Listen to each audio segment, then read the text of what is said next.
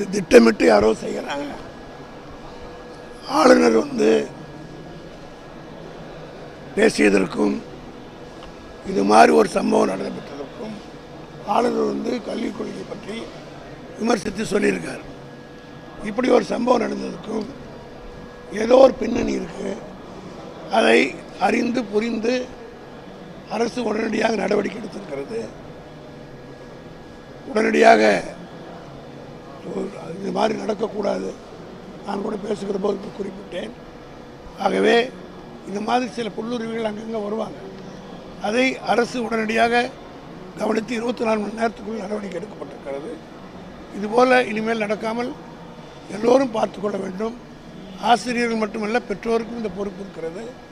இதுபோல் எங்கேயாவது நடந்தால் உடனடியாக, ஏன்னா அரசு கவனத்துக்கு வராமலே கூட சில இடங்களில் நடக்கலாம்.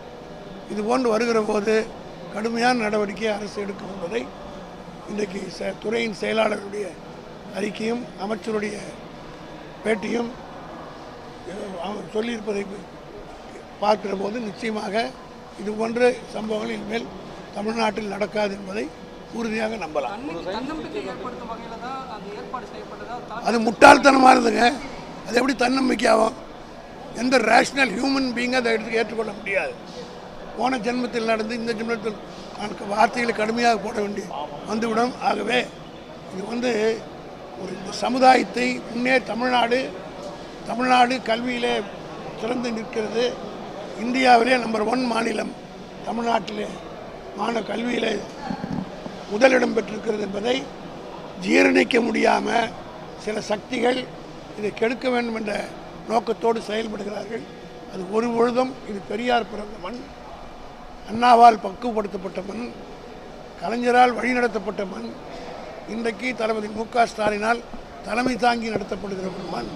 ஆகவே இது போன்ற மூட நம்பிக்கைகள், இது போன்ற தவறான கருத்துக்கள் இங்கே நுழைவதற்கு ஒருபோதும் அனுமதிக்க மாட்டோம், நுழையாது.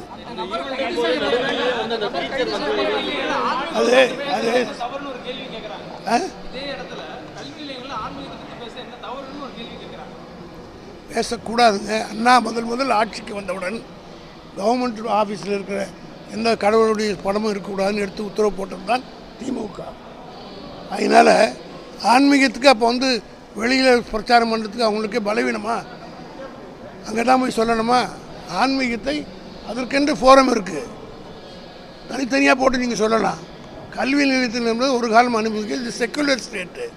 அதனால தான் அண்ணா வந்த உடனே முதல் ஆட்சிக்கு வந்த உடனே கவர்மெண்ட் ஆஃபீஸில் எந்த படமும் இருக்கக்கூடாதுன்னு சொல்லி போட்டார். அது வழி வந்தது தான் திமுக.